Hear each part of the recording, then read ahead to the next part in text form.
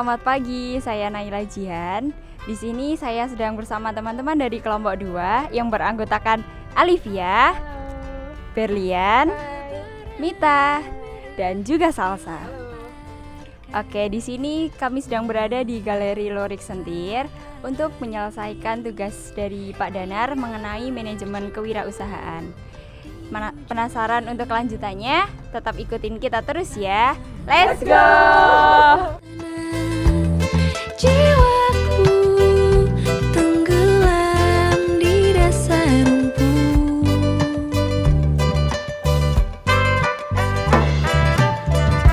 Aku ingin melihatmu dalam gelap yang mulai datang.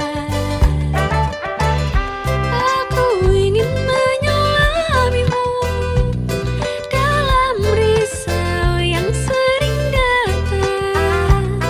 Aku ingin diam bersamamu dalam rangkulan malam.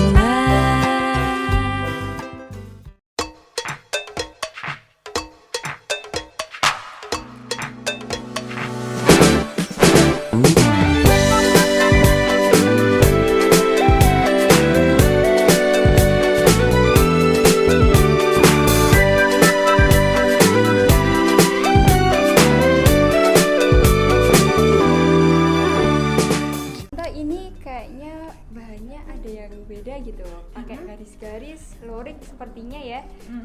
Kalau boleh tahu bahannya itu didapat dari mana? Oh ya, memang benar. Ini kan lurik ya, Iya. tapi ini memang lurik yang lurik motif kuno. Jadi yang seperti ini namanya lurik lorok. Nah, lurik itu nanti ada filosofinya. Nanti semuanya tak ajarilah gitu filosofinya. Nah, terus kalau lurik ini saya memproduksinya di Klaten. Oh, di Klaten. Ya, saya memberdayakan ibu-ibu di sana yang dulunya juga pengrajin lurik, cuman karena waktu itu kan tahun 2013 itu lurik belum terlalu banyak dipakai, jadi mereka banyak ke sawah hanya untuk sambilan. Iya. Nah, kemudian tante mulai memproduksi lurik sampai sekarang, alhamdulillah. Lurik itu pengrajinnya bukan hanya sebagai sambilan lagi, tapi sebagai mata pencaharian pokok. Iya, seperti itu ya. Iya, Tante. Tante. Kalau boleh tahu ini produknya di bahan untuk produknya tuh dapat dari mana? Iya, jadi ini bahannya dari katun ya, Oh, dari katun. katun. Makanya nanti kalau pakai luriknya tante itu pasti adem karena ini insya Allah 100% katun murni. Katun murni. Iya, terus nggak ada nilonnya, nggak ada katun gitu. Terus didapatnya dari mana gitu ya? Iya. Dari Klaten. Dari Klaten juga. Iya. Jadi di sana tempat untuk memproduksi sekaligus bahannya juga dari sana. Tadi kan Tante sempat mention kalau mempekerjakan ibu-ibu yang ada di sana. Kalau boleh tahu total yang bekerja sama Tante itu ada berapa ya? Iya. Untuk pengrajin jadi ada satu koordinator. Satu koordinator. Ya, ada satu koordinator yang mengkoordinir teman-temannya. Jadi misalnya tante bilang, "Bu, saya minta dibuatkan motif ini." Itu terus dia nanti akan membagi motif-motif itu kepada sekitar 10 orang. Ya, 10 orang atau lebih pengrajin ya. Karena kalau sudah di bawah-bawah itu saya nggak terlalu ngerti jumlah yang dikoordinir ibu itu berapa. Tapi yang saya tahu sekitar 10 orang. Iya. Kalau untuk bekerja sama Tante itu ada syarat-syarat tertentu gitu atau enggak ya? Ya, sebenarnya sih syaratnya sih cuman produknya bagus, maksudnya tenunannya rapi, kemudian waktunya tepat gitu dan sesuai dengan yang saya harapkan. Kemudian untuk modal awal membangun usaha ini kira-kira berapa ya Tante kalau boleh tahu? Oh, boleh banget. Dulu kan sekitar tahun 2013 itu Tante kan masih tahun 2012 Tante mulai merintis. Tapi waktu itu belum lurik semua, masih tenun Nusantara. Kemudian Tante akhir tahun 2012 itu berpikir untuk beralih ke lurik karena ada yang bilang kalau lurik yang motif kuno tuh udah punah, tapi Tante nggak terima dong yang itu. Makanya Tante langsung mencari pengrajin-pengrajin itu. Tapi awalnya dulu Tante sempat jualan yang lurik yang modern dulu. Itu sekitar cuman 3 lembaran gitu, 3 lembar lurik yang harganya waktu itu cuman 30.000 apa 35.000 kayak gitu, pokoknya murah. Nah dari 3 lurik yang tante punya, akhirnya tante jual lagi, terus untuk beli lagi dapat 5 atau kayaknya kalau nggak salah yang 2 itu bayar belakang atau gimana kayak gitu. Terus akhirnya begitu terus sampai akhirnya tante tuh punya lurik yang kayak gitu banyak sekali, kayaknya hampir serumah kayak gitu. Pokoknya pekerjaan tante kalau pagi itu foto, yang motret itu pembantunya tante gini, fotografernya. Terus itu jualan jadi ke seluruh Indonesia. Nah terus tante berpikir kan harus kembangkan, akhirnya tante beli kain, tapi ternyata nggak banyak sih kain yang dibeli tante, cuman berapa lembar kayak gitu. Tante kain itu nggak laku. Terus akhirnya karena hobinya tante desain, kain yang nggak laku itu dibuat baju. Kemudian setelah dibuat baju, terus fashion show, alhamdulillah laku. Nah keterusan sampai sekarang jadi jualannya baju. Oh seperti itu ya. Iya. Kemudian kalau boleh tahu lagi metode yang dipakai untuk buat produknya itu kayak metode apa ya? Metode apa? Kayak buat Tenun gitu ya? Iya, kita pakainya tenun yang handmade, jadi alat tenun bukan mesin. Oh bukan mesin ya, berarti pakai yang Iya benar-benar masih handmade. tradisional Iya ya? masih coklek-coklek gitu. Oh iya. Kemudian kan tadi tante bilang kain luriknya udah dipasarin ke seluruh Indonesia. Nah itu kalau boleh tahu daerahnya mana aja? Iya. Jadi ada di Jakarta tuh paling banyak, ya kemudian di Bandung, Surabaya, Malang, Semarang, pokoknya rata lah, hampir rata kayak gitu. Cuman memang tante selalu promosi sehingga ini juga bisa diterima di luar, misalnya di Australia, itu ada customer di Australia, di Singapura, kemudian di Jepang, terus di Malaysia kayak gitu. Kemarin itu tahun ini ya, tahun 2024 tante promosi di Malaysia, kemudian di Singapura, Belgia, dan yang terakhir di Korea. Wah keren banget nih tante udah sampai mana-mana ya. Berarti target pemasarannya tuh lebih ke online gitu kah tante? Ya online dan direct dan langsung ya. Kalau online biasanya tante tuh pakainya IG dan FB. Iya. Kalau langsung ya langsung gitu ya? Kalau langsung ke sini, kadang-kadang kan dari online itu, dari IG mereka tuh tanya lokasinya di mana gitu, terus tante di WA, mau ke tempatnya Mbak Indrias dong. Oh iya. Oke tante, terima kasih ya tante, ini kayaknya udah cukup oke banget penjelasan dari tante mengenai 6M ya. Makasih tante. Ya sama-sama ya Naya. Tante, ini topinya lucu banget.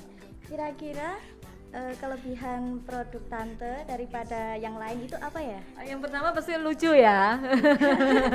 Kalau yang lain kan baju atau topi gitu kan biasa-biasa aja. Tempat tante ini kan topinya tempel-tempel ya.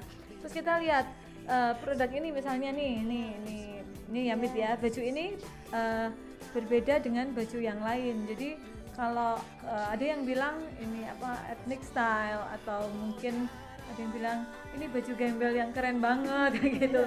Dan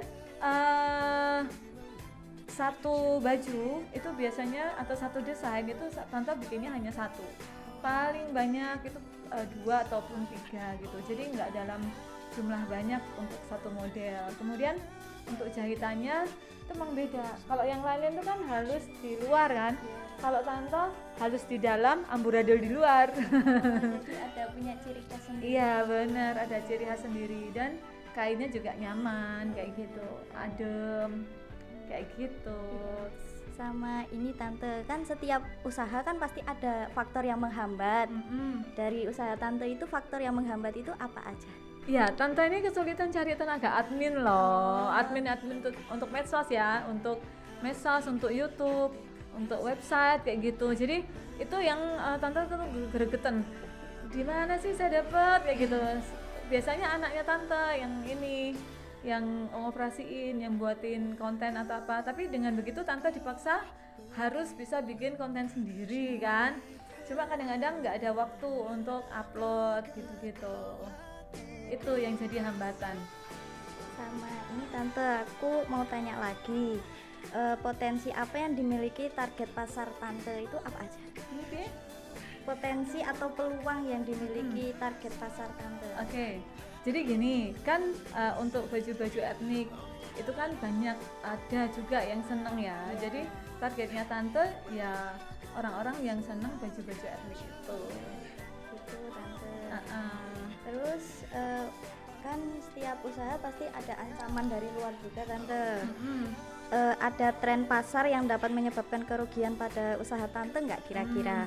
Kalau tante cukup menikmati ya, apapun itu ancaman dipikir tante tuh bukan ancaman ya, tapi tetap tante harus melihat situasi dan kondisi pasar dunia fashion dunia.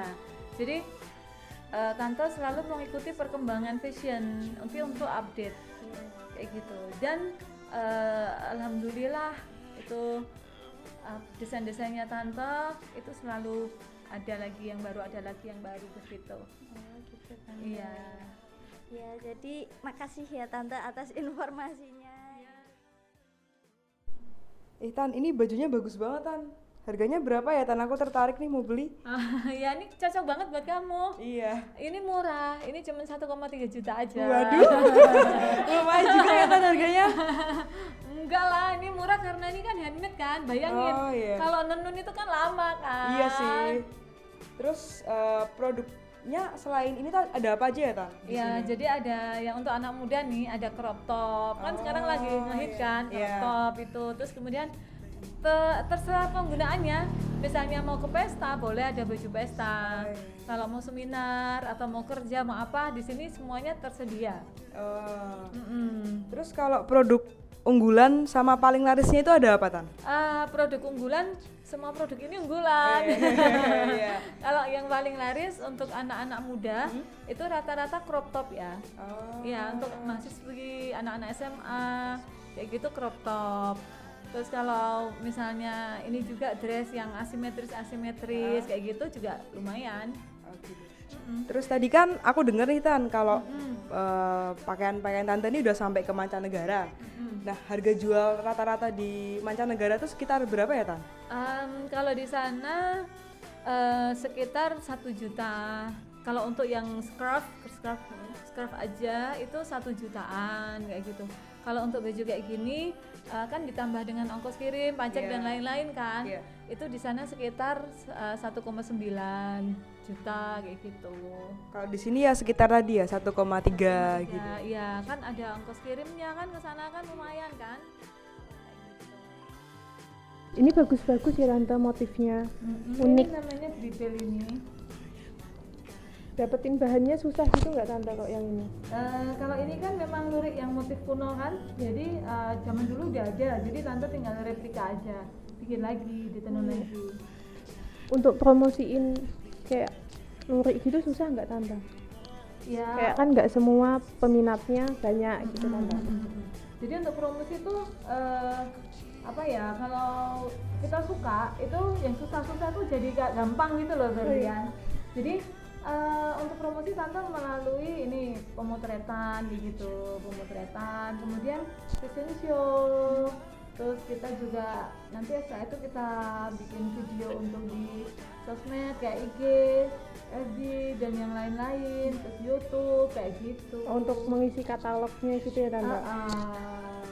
Kalau untuk distribusinya biasanya kemana aja Tante? Kalau yang lokal ataupun internasional gitu gimana Tante? Kalau yang lokal ini ya di seluruh Indonesia ya.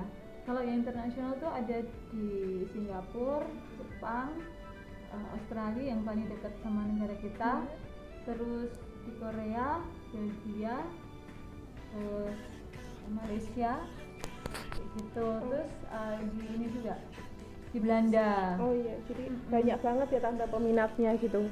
Banyak sih, cuma kan memang untuk orang-orang yang senang etnik ya, Oh, iya. orang yang pede gitu Iya. pakai kayak gini seneng.